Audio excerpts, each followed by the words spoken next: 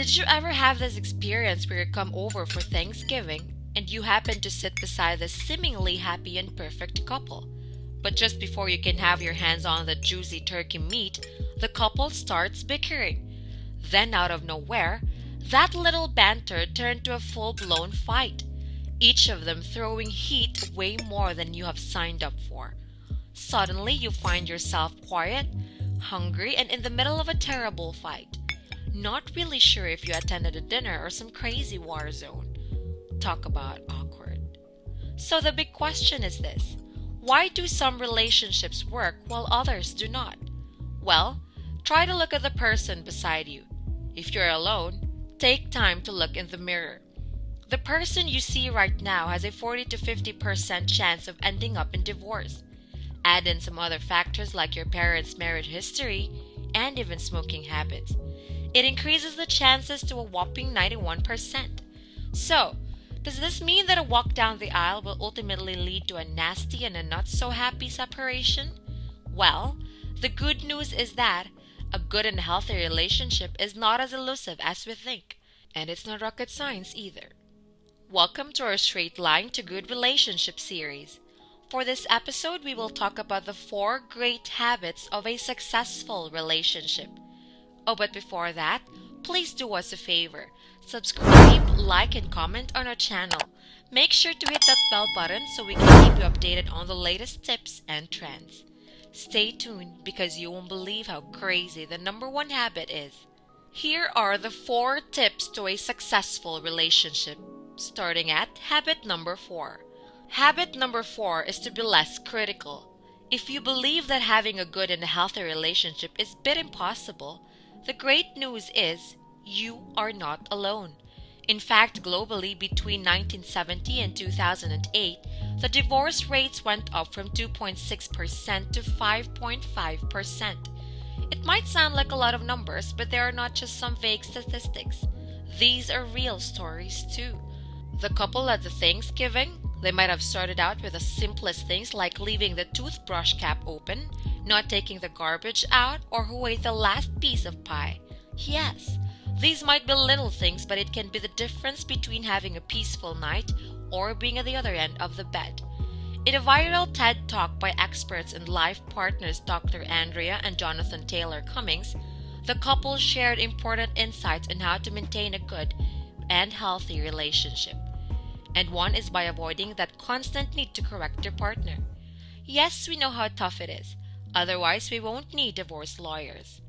When those little things add up, it turns to frustration, anger, and even perception of dominance.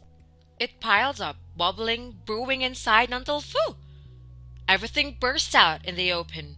So before your marriage becomes the next Pompeii, try to avoid the constant need to correct your partner. Just a little reminder though, whenever you feel like you're about to burst out because of that one dirty shirt on the floor, think again. Is it worth it? Instead, Dr. Andrea suggested that rather than correcting, we should start connecting. It can take a lot of practice, but if only we try to trade in those criticisms with words of validation and gratitude, saying more I love yous and thank yous, or avoiding those mean phrases like, look what you did, or you did this again, focusing more on the things that he did right, it can even change your relationship. I know it might sound like the job of a kinder school teacher, but saying things like you did a great job and I appreciate what you did can go a long way to make him feel valued and appreciated. No, we mean not in a bitch-face sarcastic way.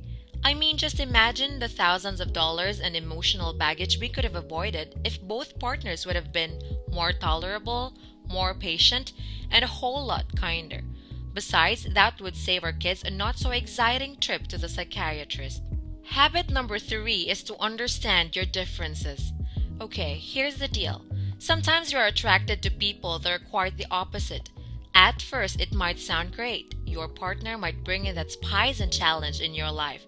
The problem is that, oftentimes, these differences just make it a lot messier. Even those trivial things like should you buy Dunkin' Donuts or Krispy Kreme, cereals over pancakes, lights on or lights off, a night out or Netflix and chill. But understanding and bridging that gap is the key to a good relationship. For example, while you might complain that your partner is too organized or too messy, these things could come out as their strength. Maybe he doesn't do well in social situations, but he's smart and reliable. These differences are important as it can bring in another set of skills and even advantages to the relationship. Maybe one of you is a manager who sticks by the books, while another might be more innovative and creative. One is a doer, the other a thinker. So instead of forcing your partner to follow your own ways, try to acknowledge, accept, and work these differences. Don't worry, at least you get to share the same dream of spending your entire life with each other. Habit number 2 is better conflict resolution. We grow up as a generation that have been constantly bombarded by Cinderella and Snow White, the belief that one day a person can sweep us off our feet and make all the wrong things right. Sounds too good to be true? Because it is. Real relationships don't have fairy godmothers who can boopity boopity boo away all our problems. Sometimes our Prince Charming might mess up, make wrong decisions, have loud farts, or have that beer belly and a balding hair. Sometimes they go around with that beaten old sedan rather than a white horse. But what matters most is that we are willing to work out these imperfections, to acknowledge that love isn't a fairy tale. It doesn't have to be fragile either, and that marriage is about working those nitty-gritty parts of a relationship, like working up the courage to sit down and to immediately have those difficult conversations, because the way you handle and resolve your issues can make or break your relationship. Let's face it, all couples fight, but successful couples do it differently. According to author and relationship expert Mario Cloutier, the most important thing is to set up ground rules.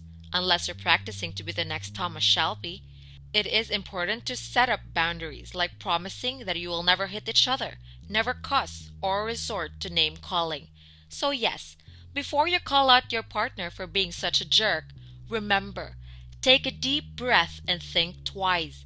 Take note, those words can disqualify you from this marriage. No, you can't drop the "I want a divorce" line every time you feel like you're losing an argument either. Or lighting up the house on fire. Yup, the last one was a little too drastic, so try not to. Habit number 1 is to ask and don't assume. Do you know that a World War I would have never happened if Austria didn't assume? Unfortunately, they did, and it happened. The same might be true with your relationship. I mean, how many nights do we stay awake wondering if our partner is cheating on us or doing something behind our back? Questions like, why did he suddenly lose interest? Why won't he sleep with me anymore? Then those crazy thoughts from neural connections that boom, we have a theory. We work like detectives, trying to sniff in the air, analyzing patterns, looking for evidence, armed and ready for the next big confrontation.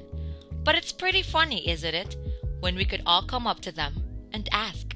According to relationship expert Dr. Gilda Carl, there are no shortcuts to a happy relationship but to ask.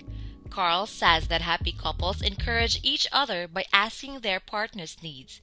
Remember, it's your lover, not a psychic unless you got a PhD in mind reading. And you can't do the same either. Instead of assuming, why not reach out to him? Instead of lashing out, "You don't love me anymore," try to be calmer. Ask him why he had been so withdrawn lately. Maybe he has issues with work or finances. Even asking simple things like "how's your day" can make a big difference.